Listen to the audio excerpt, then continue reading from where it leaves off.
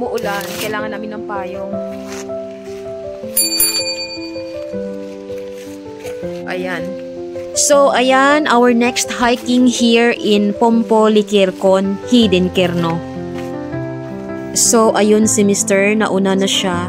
And dahil umuulan, nakakaramdam na kami ng lamig and ilang oras na rin kami dito sa loob ng gubat. Simula doon sa Kiparinkiros kanina. So dumiretso kami dito sa next destination namin.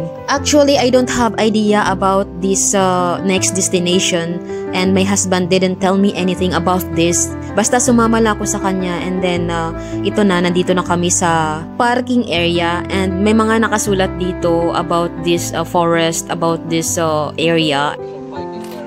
1.3 kilometers of hiking.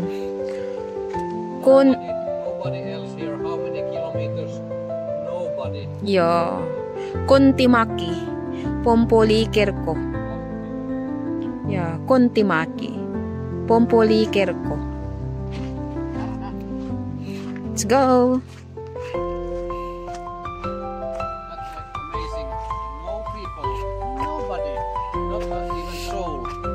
Kilometers. There are only 1 So not long because only 1.3 kilometers. Paradise, so.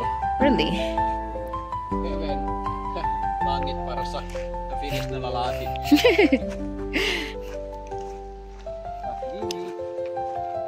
Warang ibang tao. Yan yung gustong-gusto nila. Sobrang tahimik.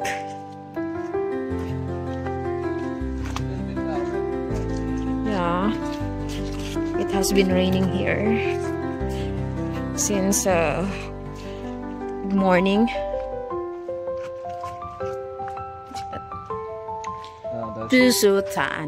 Pusutan, Merkitulla, Reitilla.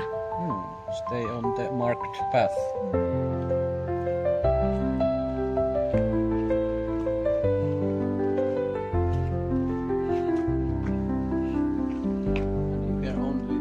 Sound of the wind. Yeah. For me, malamig na.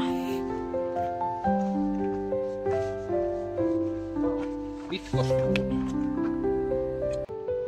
These are used so that there is pathway over swamp. Yeah. This is a swamp here.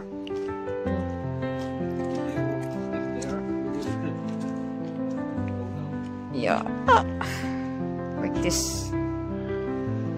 So, this is their way. Nalagyan ng tabla sa gitna ng daanan para hindi mabasa yung mga sapatos.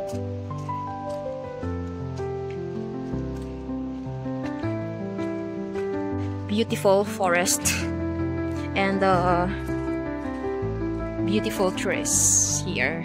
And also here in the forest, maraming nagtutubuan ng mga mushrooms pero hindi na siya maganda.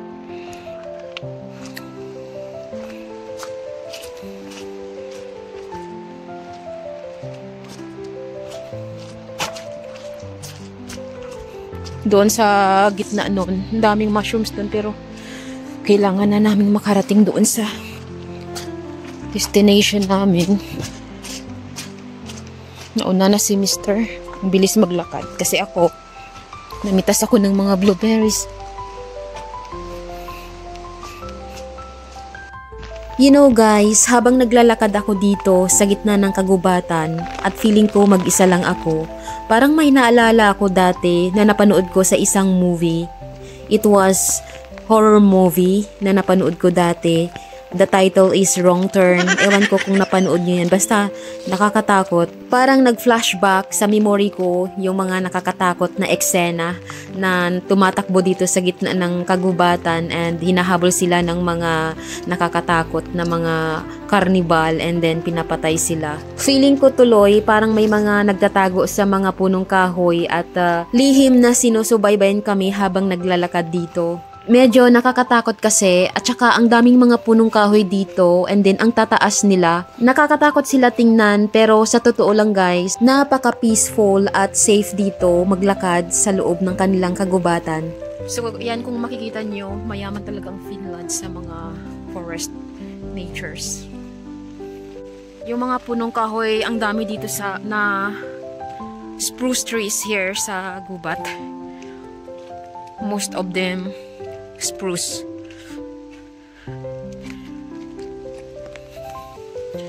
Medyo hindi lang maganda yung weather, hindi maganda yung timing namin sa pag-hiking kasi umuulan. Ayoko pa naman ng umuulan.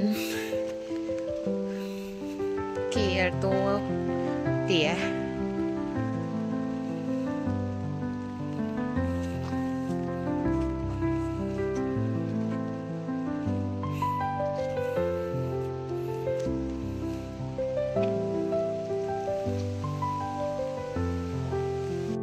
Unti-unting nagiging mabato at puno ng ugat ang daan.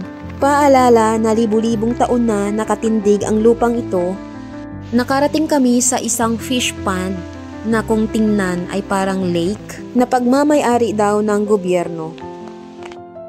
Nagpatuloy kami sa paglalakbay at napansin ko na lumalakas yung ulan. Di bali, malapit na daw kami sa aming pupuntahan.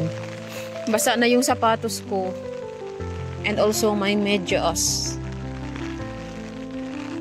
Wala akong idea about sa pupuntahan namin. Basta binanggit lang kanina ng asawa ko na isang cave ang pupuntahan namin. Napapaisip ako na meron din palang cave dito sa Finland. And ayan, madaming mga malalaking bato sa paligid namin. Ang pagkakaalam ko ay mayaman lang ang Finland sa mga punong kahoy, sa mga magagandang nature. So ayan, ngayon ko lang nalaman na mayroon din pala silang cave dito. Habang papalapit sa Pompolikirko, ay natanaw namin ang mga malalaking bato sa paligid. Napansin ko na hindi talaga magandang maglakad or mag-walking, hiking dito sa loob ng kagubatan habang umuulan because madulas and mabasa. Katulad nito ay nababasa na yung mga medyas namin sa Onsurulinen. So ayan, nagpatuloy kami sa paglalakbay and ditong area ay mas mabato na. Mas marami na kaming nakikitang bato. And also, the weather is like an autumn, kaya medyo malamig.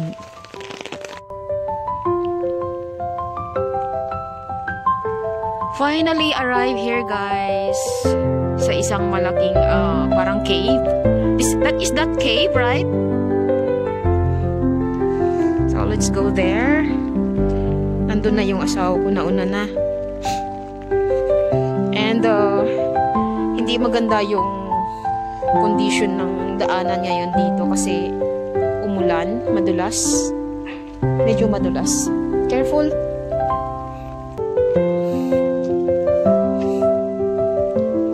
Ayan.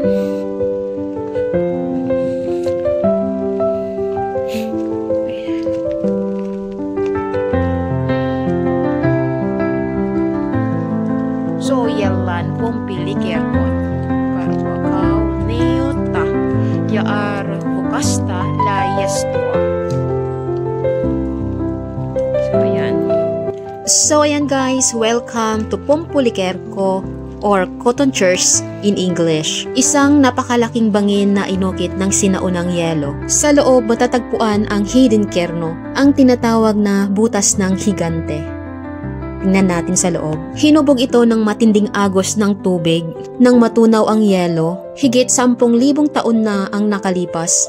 May isang bahagi itong nabiyak, kaya't parang pinapasilip tayo sa kasaysayan ng daigdig. Tinatawag din nila itong giant nest. Giant's nest.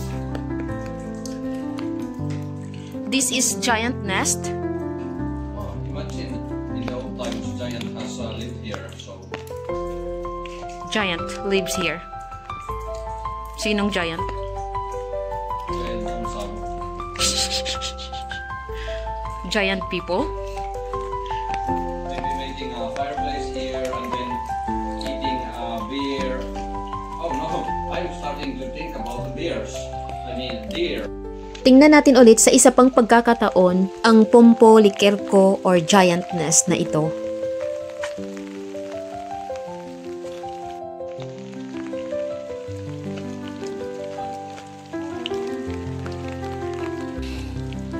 So ayan, that's all for today's video. Thank you for watching. See you in my next vlog. Bye bye.